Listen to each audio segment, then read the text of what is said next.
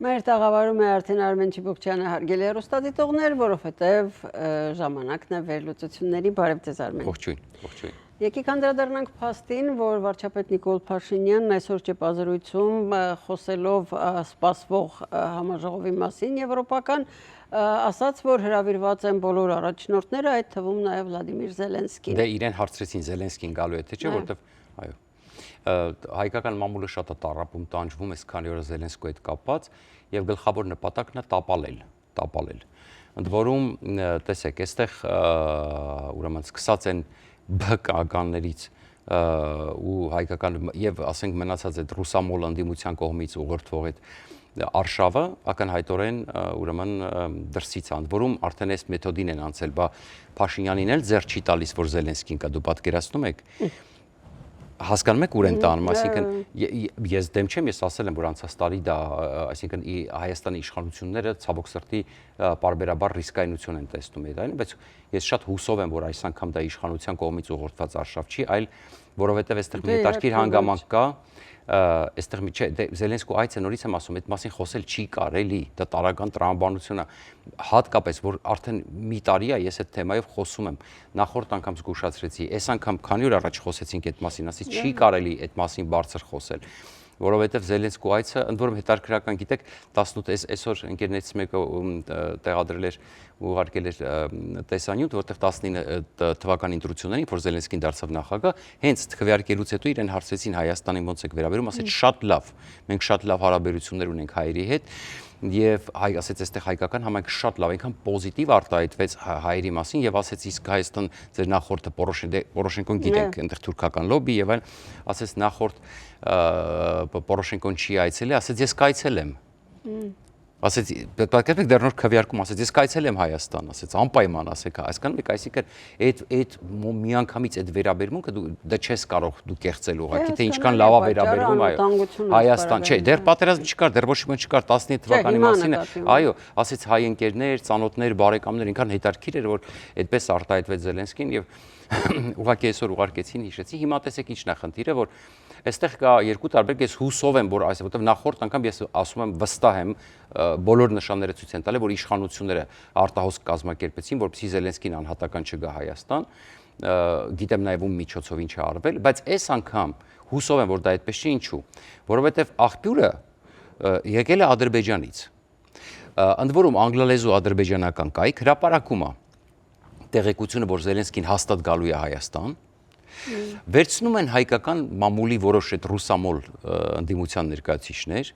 բնականաբար ադրբեջանցիք չեն ուզում, որ Հայաստան գա Զելենսկին, իրենք ուզում են, որ իրանց մոտ գնա մենակ, իրանց այդ պայմանագիր կնքի եւ այլն, վերցնում, որտեղ դա նաև Հայաստանի միջազգային ռեյտինգի համար է լավ, եթե Զելենսկին այցելի Հայաստան, վերցնում են Հայաստանի ռուսամոլ մամուլը եւ սկսում ասել ըստ մեր աղբյուրների, ըստ իրենց աղբյուրների, եւ ադրբեջանական Դե այդ մասը բաց են թողել, բնականաբար երևի թե դա մի խոսքով Զելենսկին 100%, այսինքն անպայման պատրաստվում է գալ Հայաստան եւ այլ այսպես շարունակ։ Անպայման փորձելով այնպես անել, որ Զելենսկին չգա Հայաստան, հա։ Դա իրենց նպատակն է, որտեղ դա նաև Մոսկվայից ուղղորդվող հրահանգ է, որտեղ պետք չի որ Զելենսկին գա Հայաստան։ Բայց մենք պետք է այլի մի բան հասկանանք, որտեղ մենք Իրանի մասին դեռ կխոսենք, այդտեղ իրավիճակը այնպես է, որ տեսեք, եւ այս գագաթնաժողովը եւ Մակրոնի այցը ամեն դեպքում ինձ համար դեռ մնում է, ես կոնկրետ համարում եմ, որ 100%-անոց չի, որտեղ մենք չգիտենք վաղը ինչ զարգացում կլինի Իրանում, եթե Իրանում սկսեց ռմբակոծությունը տաքացավ եւ օրինակ հանկարծ ամերիկացիները հարվածեցին նավթային օբյեկտներին, դուք պատկերացնում եք, չալ մեկը ինչ կարող են անել, աճուձախ կսկսեն կրակել, հասկանում եք, աճուձախ կրակելու դեպքում արդեն դու բերում ես բոլորին հավաքում ես միտեղ, ամբողջ թիրախ ես սարքում, ասենք, պարզա չէ, տեղ անվտանգության ակնհայտորեն խնդիրներ կան։ Ես էլ եմ դա ասում, ես եկեք այստեղ հստակեցնենք, ես շատ եմ ուզում, որ դա կայանա։ Դա շատ կարևոր միջոցառում է Հայաստանում։ Ես որպես Հայաստանի ուրեմն հյուսիսատլանտյան կողմնորոշման այսպես վառ ներկայացուցիչ շատ եմ ուզում, որ այդ հանդիպումը կայանա։ Բայց եկեք ճիշտը խոսենք, որտեղ տենց չենք կարող ասել 100% դա կկայանա, որտեղ մենք տեսնում ենք իրավիճակը տարածաշրջանում, հա, պետք է ուղղակի ասել, որ այսպիսի վտանգներ կա, տեղեկացնում ենք ուղղակի։ Բան չմնաց։ Հա, բան չմնաց, հուսանք, հա։ Եվ այս իմաստով տեսեք, ինչն է հետաքրքիր, որ շատ լավ կլինի, եթե Զելենսկի կա եւ դրանով ինքը կրկին կվերահաստատի իր լավ վերաբերմունքը հայ ժողովրդի եւ Հայաստանի նկատմամբ, շատ կարեւոր է եւ եթե դրան գումարվի նաեւ նույնպիսի պայմանագրի կնքում, ինչպես Ադրբեջանի հետ օրինակ փոխադարձ ռազմական ոլորտում համագործակցության, դա գոնե առնվազն կհավասարակշռի այդ առումով եւ դա շատ կարեւոր է եւ ես վստահ եմ որ Ուկրաինան ուզում է դա հավասարակշռել նաեւ ոչ միայն որովհետեւ ես ուղակի մեկնաբանում եմ նաեւ Ուկրաինայի Ուկրաինա Ադրբեջան Ուկրաինա Հայաստան այո ես մի բան ասեմ այս process-ում ես միայն ուղակի վերլուծաբան չեմ այստեղ մենք նայենք որոշակի տարիներ շարունակ մասնակցություն եւ որոշակի նաեւ ուրեմն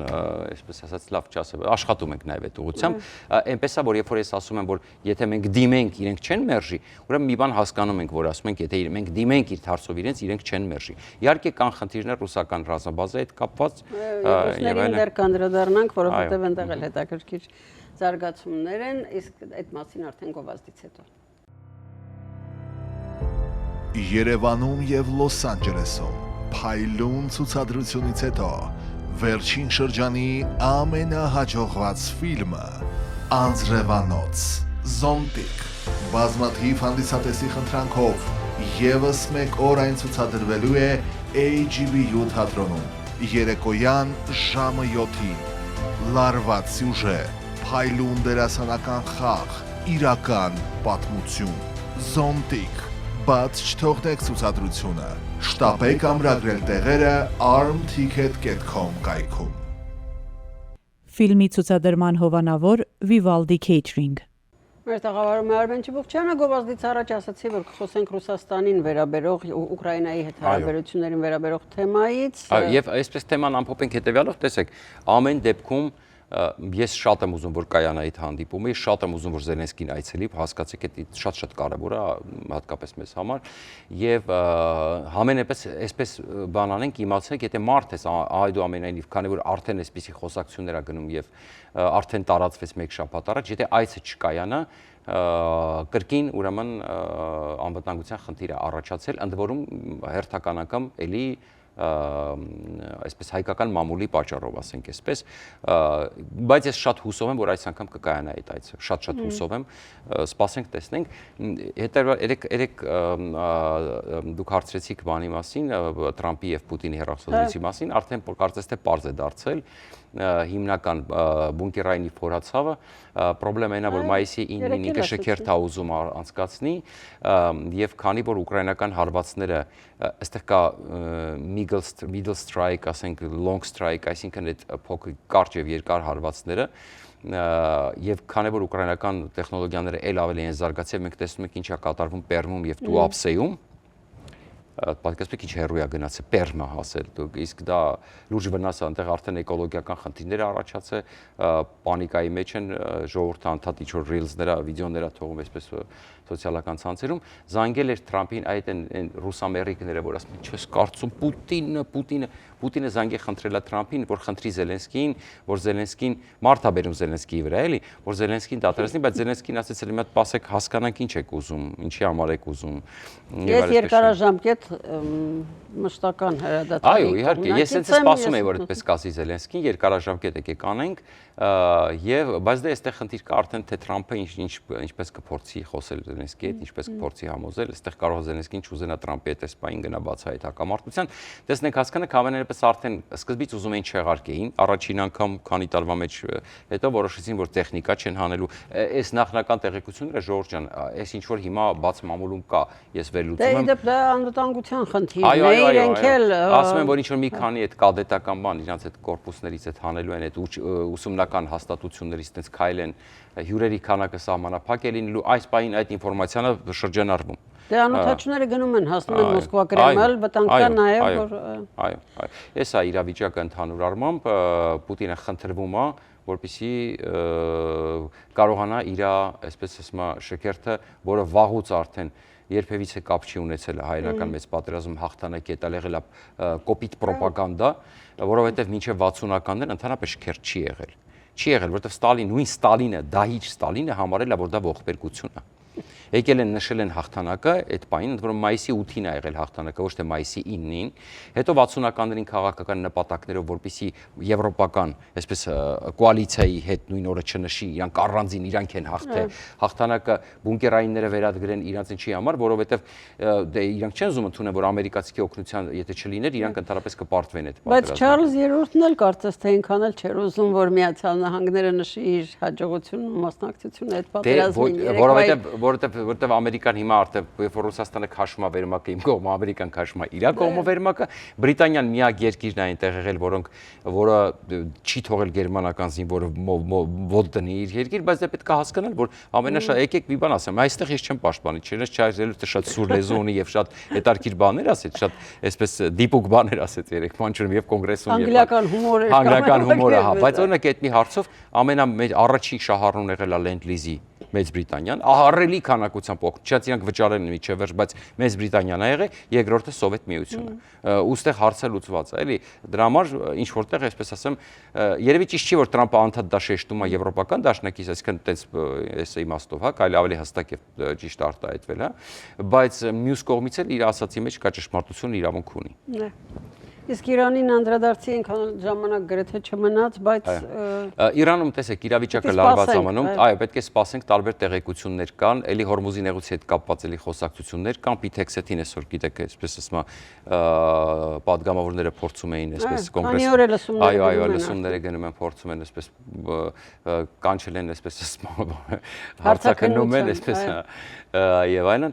բայց այսպեսի մի բան, տեսեք, ամերիկացիները Սկոտ Բեսենտը ասեց իրանք չեն կարող դիմանալ, իրանք տնտեսական խնդիրներն են։ Ղալիբաֆը այսօր ասեց 30 օր կարծես, մենք դեռ 30 օր կարող ենք դիմանալ, այսինքն բայց դրանով Ղալիբաֆը 22-ին 8 օր գումարեցին, կարծես թե այդ ինչ որ ասում ենք, երեք խոսում ենք, չէ՞, մասին Ղալիբաֆը կարծես բացահայտեց, որ դե 30 օրից հետո չենք կարող դիմանալ, կոպիտ ասած, կդիմանան իհարկե, բայց ժողովուրդը արդեն կարող է ոտի կանգնի, որովհետեւ դեռ սով է սկսում արդեն տարածիորեն, փայլուն հաղթանակ են տարել այն մեր բաները այդպես փայլուն հաղթանակ են տարել Ամերիկայի նկատմամբ, սոված են մնում այդպես էլ եւ այլն։ Հիմա այո, հիմա իհարկե, հա, չէ, դե ես ասում նրանց թրոլինգ եմ անում, որոնք ասում են Իրանը հաղթել է, էլի այդպես փայլուն։ Օրինակ վերցրեք Իրանից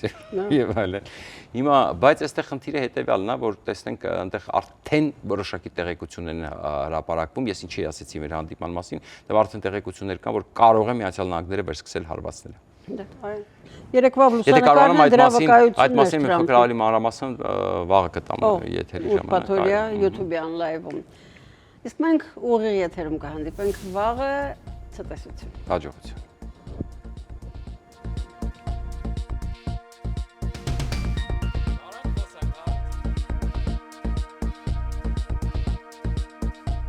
ARTN լուրերի հովանավորն է FIBI ընկերությունը։